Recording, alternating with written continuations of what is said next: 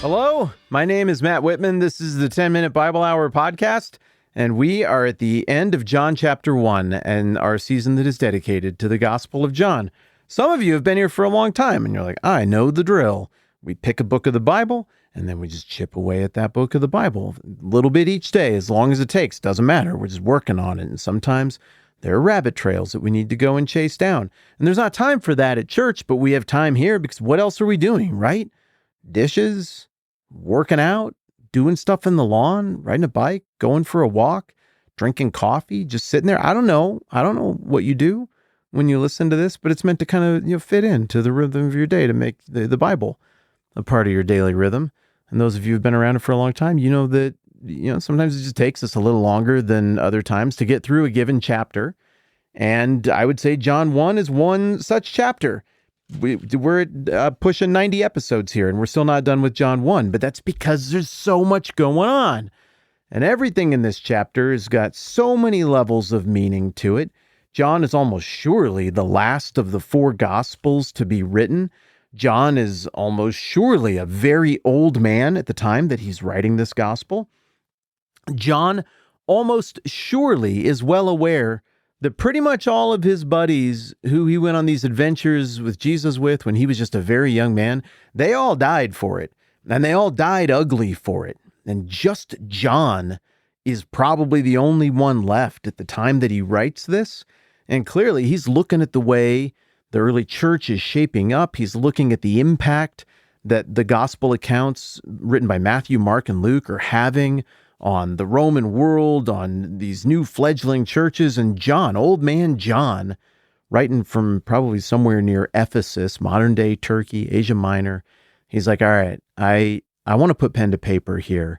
I let it sit for a while. I want to do this. And Christians believe that happened under the precise influence of the Holy Spirit so that God would communicate through the human author exactly what he wanted to communicate.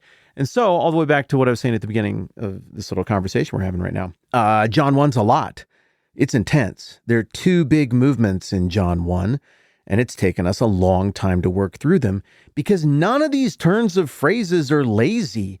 John never gives us a break. Everything has got like 10 layers of meaning. It's been a lot of fun, but, a lot of material. The 2 big distinct movements of John chapter 1 are first a prologue through the first 18 verses.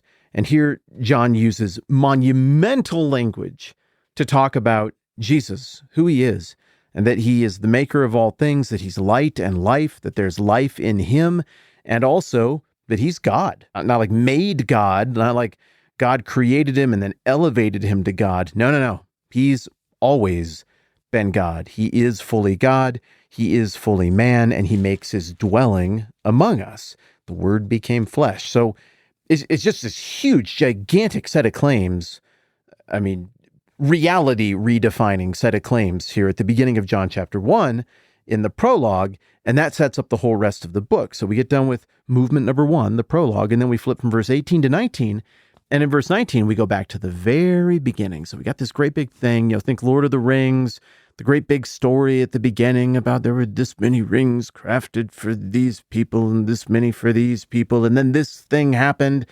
And then you get done with the big prologue in Lord of the Rings and you go to something very quaint, pastoral, rural, and you start from the very beginning of the story with simple little people doing simple little things in a simple environment. In this case, John the Baptist isn't so simple, but movement number 2 is just out in the countryside with a maybe seemingly innocuous religious movement, one of many maybe that occurred over the years with a guy named John the Baptist.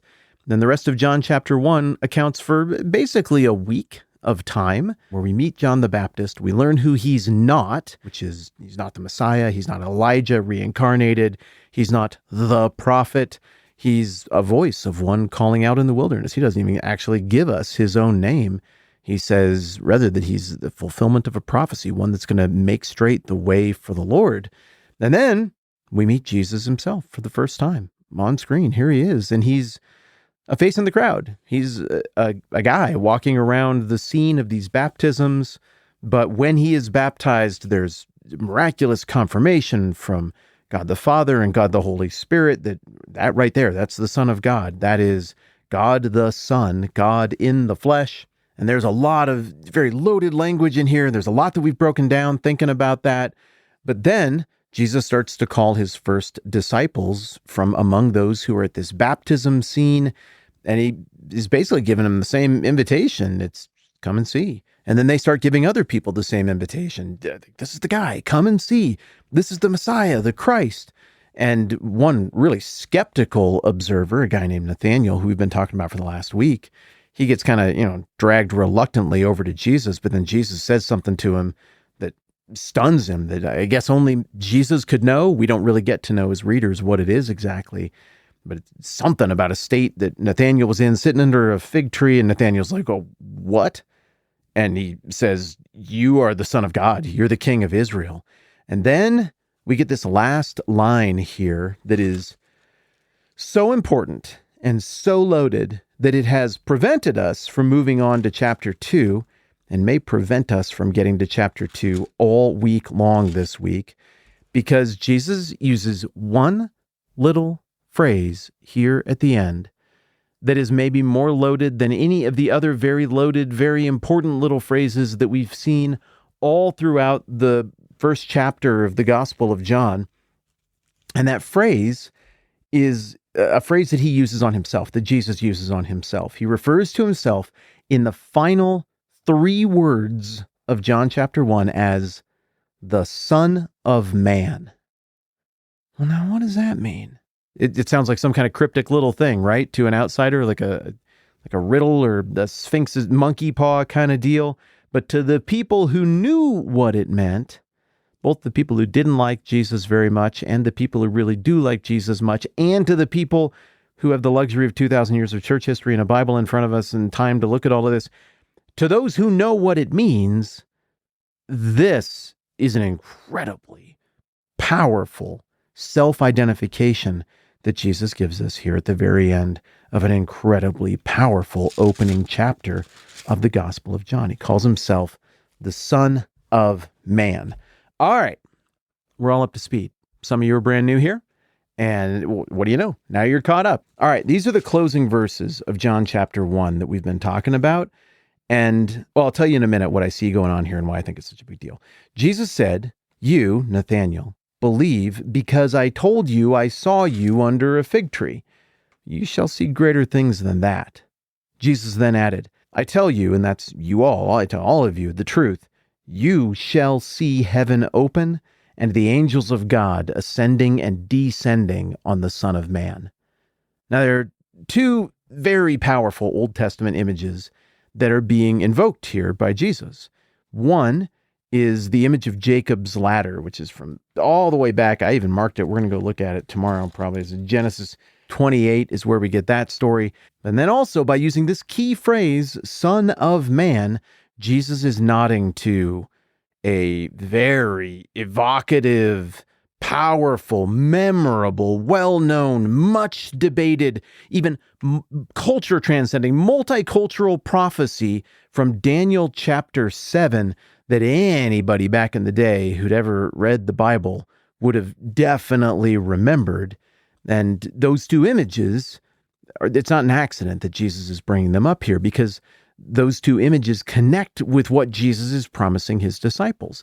Think about what's going on here. He's called a small handful of disciples. Andrew, his brother Simon Peter, and then John, presumably, is the unnamed disciple in the group, and then Philip and Nathaniel. That's who we've got so far. There are probably other people hanging around as well who are getting a sense of what Jesus is about. But in this scene, we focus on those 4 or 5 guys. Jesus has started to assemble this party, and they've quickly come to belief. It's very impressive. I think it's fair to say God opened their eyes. He gave them the ability to see Jesus quickly for who he is. And they're giving at least partial confessions of Christ right off the bat. You're the Messiah. You're the Son of God. You're the true King of Israel. Great. Okay, but how much can they really know that, as we discussed in the previous episode? They can know it a little. They've seen some stuff. But Jesus' remark here is, you believe because of this one little thing. I told you about what was going on under the fig tree. And you other guys, you believe because of what you've heard in the last few hours? We've only been hanging out for a little bit.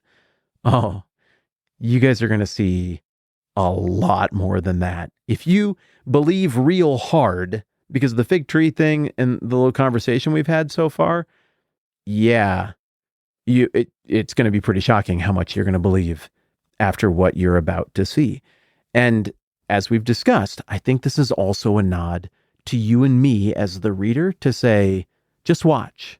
This is going somewhere. And as we go through the rest of John, we kind of discover that, like, hey, some good people who want to believe also doubt, and they want to see more. Okay, well, after Thomas goes through that, even he, with his doubting orientation in the end, is like, I have seen enough. I have seen greater things than the fig tree deal. It is enough for me, my Lord and my God. That's what Thomas exclaims about Jesus after the sum of seeing all the things that were promised that he was going to see. And then in the end, of course, John bounces it back to us, the reader, and says Jesus did a ton more things than this. But what's written down in this book was written down so that you would see what Jesus is about, and that you would believe that he's the Son of God, and that by believing, you would have life in his name. So if that's the structure of the book, you would expect the second thing that Jesus would say to pique their interest would be to use the phrase, the Son of God. But instead, the final phrase of John 1 is Son of Man.